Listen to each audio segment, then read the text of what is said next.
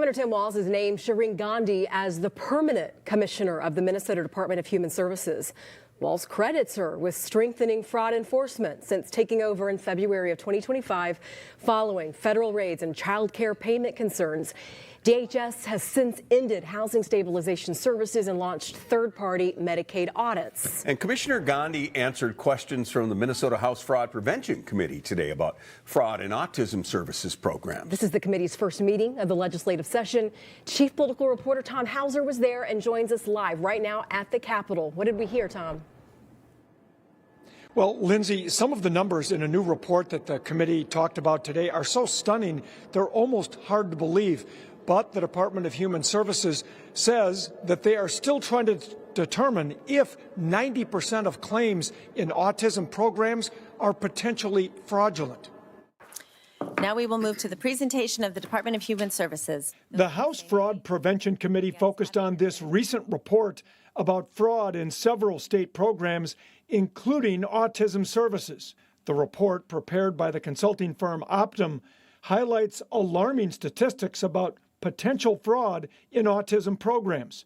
Committee Chair Kristen Robbins says 90% of claims in the program were flagged as problematic. DHS officials say that figure does not mean they are all fraudulent. That's a stunning number.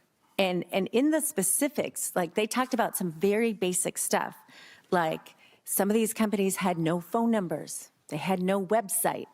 So please tell me how those places were even allowed to bill a dime to the state. DHS officials say that figure does not mean they are all fraudulent. A flagged claim does not necessarily indicate fraud. And it doesn't even necessarily indicate that that the service was incorrect in any way. So our analytics need to continue to be refined. DHS will study how the consultant arrived at that number. Certainly 90% of claims being flagged is a huge concern for us, and we'll have to dig into this with the vendor to further sort out the different analytics that we're going to apply so that we can look more closely at the claims.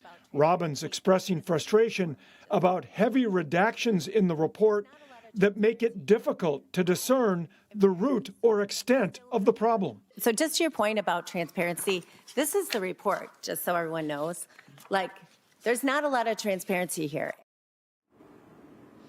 Now, DHS says some parts of the report were redacted so they don't give potential fraudsters ideas about where the programs might be the most vulnerable. They do plan to offer a response to that report that will be unredacted, along with recommendations for what the legislature could do next to stop fraud before it happens.